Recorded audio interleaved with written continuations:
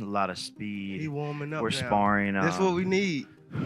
We're sparring. Warm up. Some I know 8-year-olds. I got the 8-year-olds in there. If I find out anything, I'm gonna beat your ass and I'm gonna beat Jaden on Love ass. On my mama, I'm gonna beat both of y'all ass. On my mama. And he laughing. He laughing. Our argument is misplaced because things like this should not be happening. And the fact that boxing is allowing this to happen is an embarrassment to the sport. You know what I mean? I was misinformed. You know, you gotta know what somebody's going through, man, or have gone through, and where they've ended up. Now, you have to understand that. You gotta understand their DNA, you know. And we as fans, we fail to realize that. We as commentators and fanboys and all that, like we all.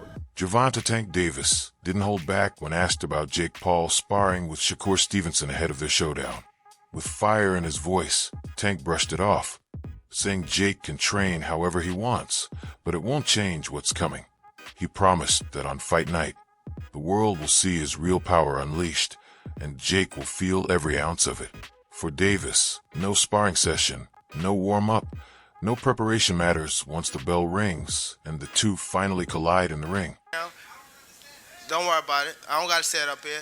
Let anything happen, and I'm gonna show you and him. Bet.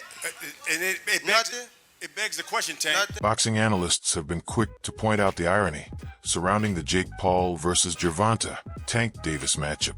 On one side, critics say Tank's choice lets down boxing purists who crave legacy fights. Yet, at the same time, others quietly benefit, whether through promotion, attention, or personal gain. Shakur Stevenson himself captured this contradiction, noting that while Tank's move frustrates traditional fans, he's still open to sparring with Jake Paul to keep the sport buzzing and secure his own relevance in the spotlight. It all highlights the uneasy balance in modern boxing, where business, reputation, and fan expectations constantly collide. Criticism for fighting Jake Paul, but yet at the same time, he is going to fight Jake Paul. Now, what I find interesting is how people on one hand are going to criticize it, but on the other hand, try to take advantage of it for their own profit.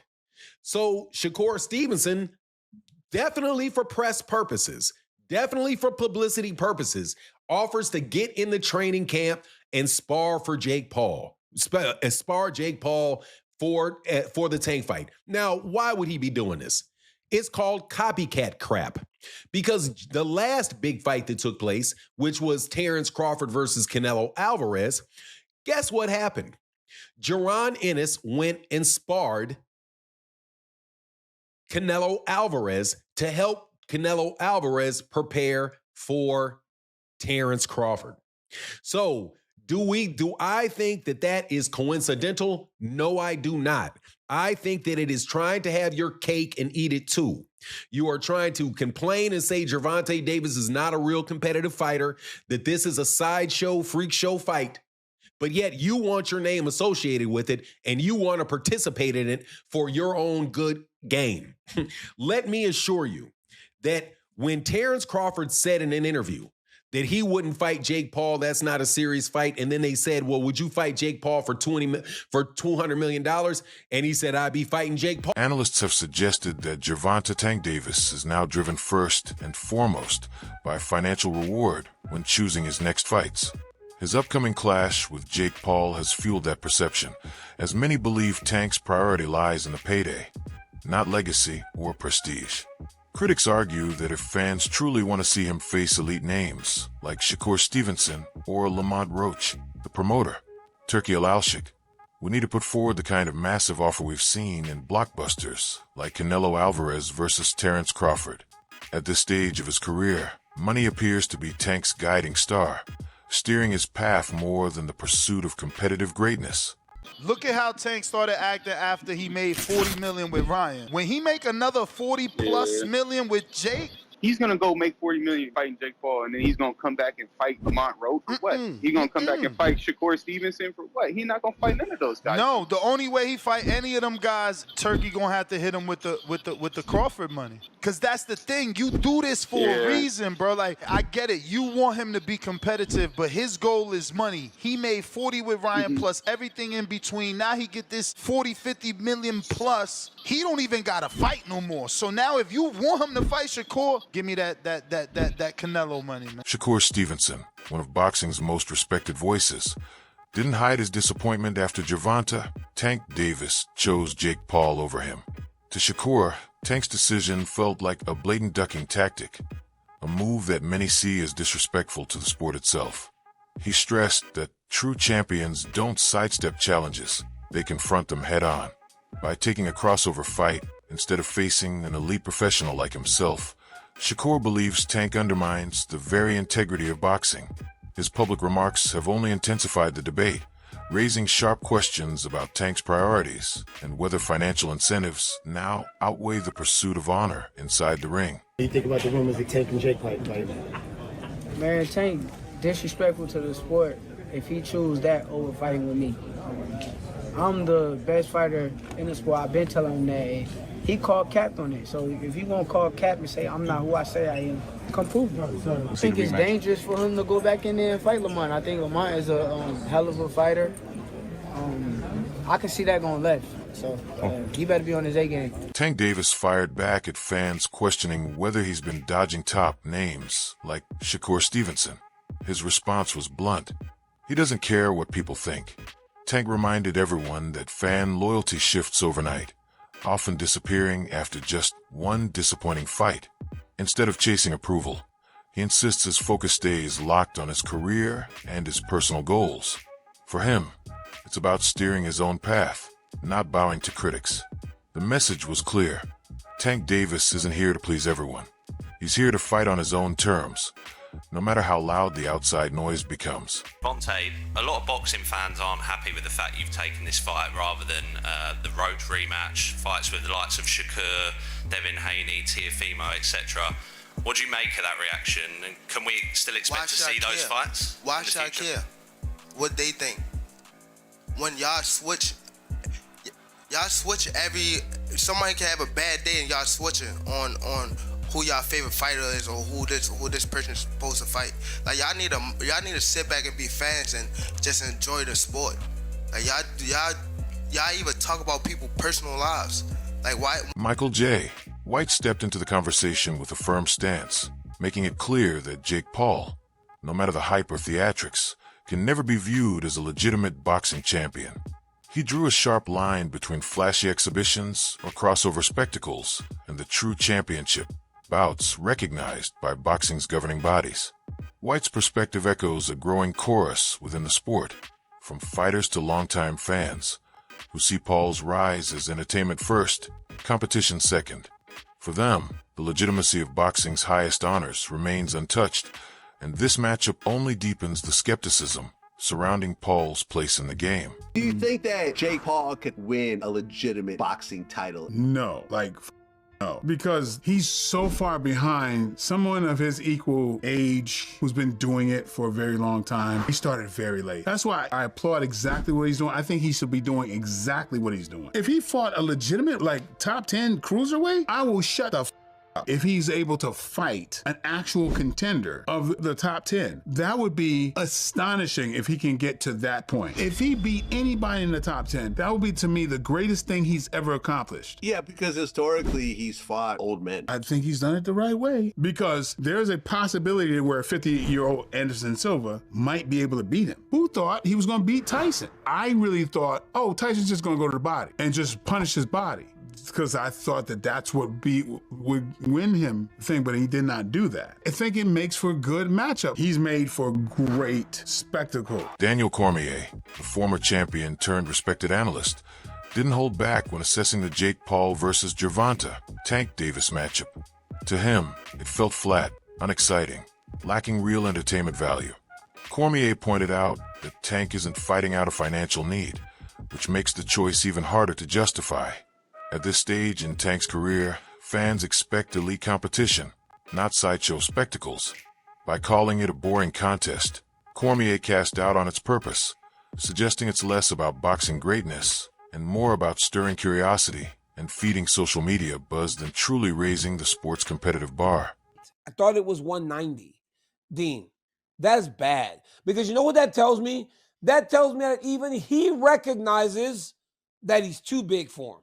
Yes. He recognizes that he's too big for him. I'm wondering how this even came about. It can't be that Gervonta Davis needs money.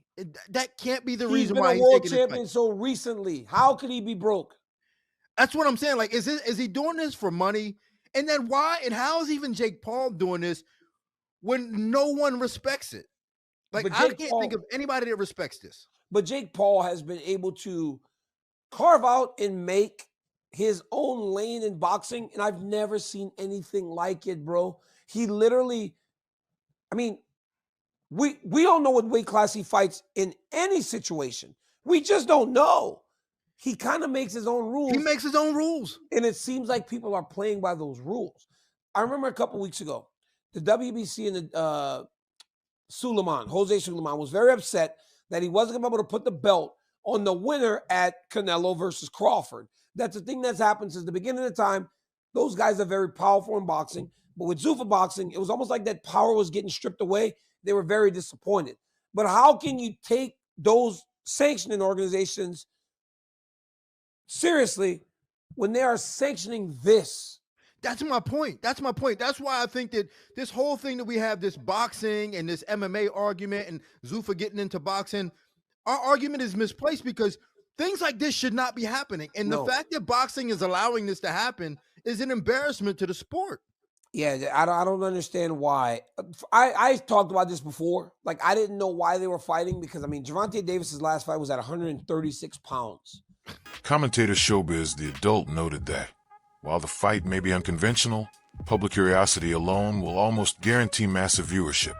But Tank Davis has fueled speculation by hinting he might walk away from boxing altogether, leaving fans unsure if the matchup will even happen. Adding to the uncertainty, his back-and-forth exchanges with Shakur Stevenson on platforms like X have kept tensions high, with both men questioning each other's abilities. This ongoing drama injects another layer of unpredictability, blending spectacle, rivalry, and genuine anticipation in a way that continues to blur the line between entertainment and competition in modern boxing. Do we think the fight is ridiculous between you and Jake Paul? Yes. Are we going to watch it? Yeah. Do we like it? Maybe. Maybe. And let me tell you why it's maybe, why it's not no, why it's not yes. It's maybe because many of us, we just don't believe it. We just don't believe the fight is real. We know it's an exhibition, but we just don't believe that you two are going to try to take each other's heads off. Other than that, it's kind of interesting. You have a 5'5" lightweight versus a heavyweight Jake Paul, who's really not a boxer with an amateur background and all that shit, but he's been knocking people out. It's kind of interesting if we know y'all were trying to knock each other's head off. And we don't know that because Mike Tyson did knock out Roy Jones, Floyd Mayweather, Rock Logan Paul, and then kept him standing. That shit, we getting tired of that shit, right? We need confidence. Are you guys going to try to knock each other's heads off? Jake Paul, when you swing at Tank, are you going to try to hit him and knock that little man over the top rope into the damn fifth aisle? Are you going to try to hit him and make his ass evaporate? Or Tank, are you going to show the world that Jake Paul should not be in the square circle with a real boy? Are you going to try to knock his ass out, sleep him, drop him like you did Ryan Garcia, stop him the way you did Mario Barrios, knock him out like you did Leo Santa Cruz? Are we going to get a viral knockout? Are y'all going to try to stop each other? Teofimo Lopez, one of boxing's elite, weighed in on the matchup by stressing its exhibition nature. He argued that the fight should be seen first and foremost as entertainment, not a true test of championship pedigree. Lopez highlighted the clear difference between traditional title bouts and crossover spectacles, framing Jake Paul versus Tank Davis as more of a show built to capture attention than to decide boxing supremacy. His perspective reflects a growing belief that many modern matchups lean heavier on showmanship and media buzz than on pure competition inside the ring. Great matchup. It's fun for the sport of boxing. It makes it fun. It makes it entertaining. That's what it's all about. You know, and may the best man win. It's an exhibition regardless. It doesn't count. Doesn't count? Yeah. We need to see you and Tank, though. Has to happen. What happened? It has to happen, you and Tank. We'll see, man. It's up to the champ. He's the champ, right? He's fighting. He's a celebrity champ. Ooh. Tim Bradley, the former world champion, took a more empathetic stance on Tank Davis. He pointed out that beyond the headlines and hype, Tank is carrying heavy personal and professional pressures. Bradley urged critics to look deeper, reminding fans that the mental and physical toll on fighters is immense, especially under constant scrutiny from the media and supporters. He stressed that Tank has faced real challenges outside the ring, and understanding those struggles should create a more balanced, respectful conversation about his career decisions. A Tank, you know what I mean? I was misinformed. You know, you gotta know what somebody's going through, man, or have gone through, and where they've ended up. Now, you have to understand that. You gotta understand their DNA, you know, and we as fans, we fail to realize that. We as commentators and fanboys and all that, like, we all don't do that. We don't do our research. You know, you got to know about somebody's history. So, like, if you understand where Tank came from, if you understand his background, then you understand how he thinks and why he feels the way he feels. You know, you do. So, I mean, for instance, like, his parents, right? His parents were drug addicts, in and out of the system, in and out of jail. You know, he lived with his grandmother. You know, like, you got to understand when he started boxing, why he started boxing.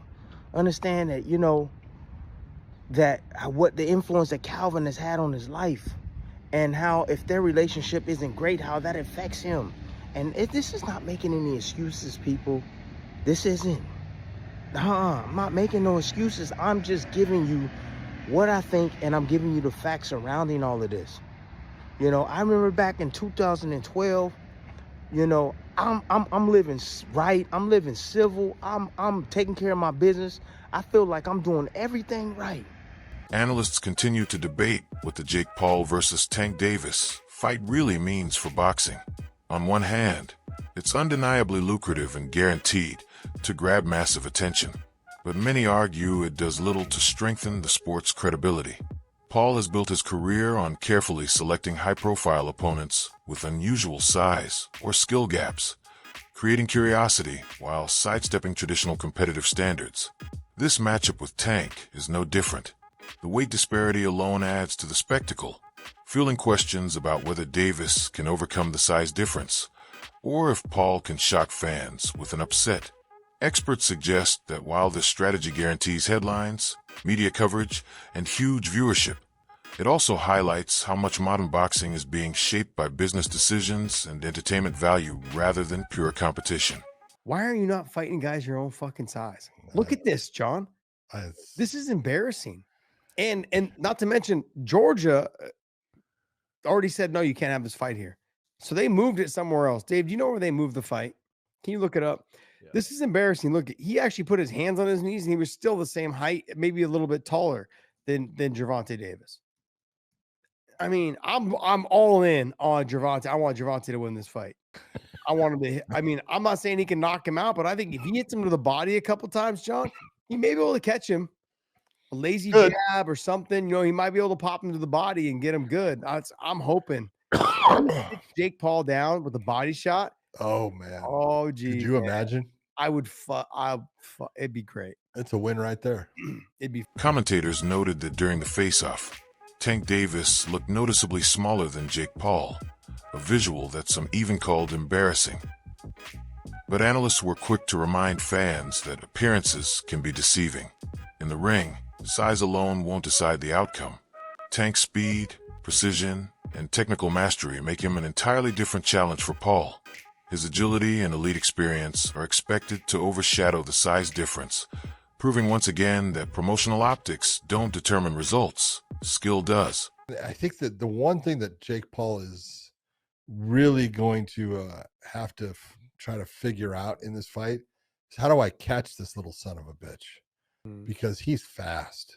And, Gervonta, I would, I'm not telling Gervonta Davis to, cut down in weight like he normally does. Just get in shape. Whatever you weigh, you weigh. Don't try to add weight. There's not enough time for you to add good weight that's not going to make you tighter and anything like that. So just come in at your normal, walk around, good weight. You've been training hard. Whatever it is, because they've said 195 is the max that That's it for today's video. Thanks for watching. Stay tuned for more updates. Until next time, fight fans.